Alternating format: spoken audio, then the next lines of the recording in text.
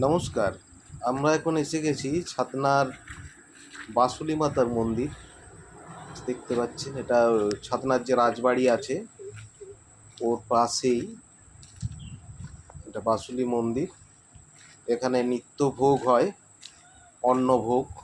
এখানে বিশেষত্ব হচ্ছে মাছ মাছ রান্না হয়, মাছের ভোগ হয়। তো ছাতনা এলে অবশ্যই এটা দর্শন করুন, আশা করি খুব ভালো লাগবে। ছাতনায় মা বাসুলি মন্দির। Thank you.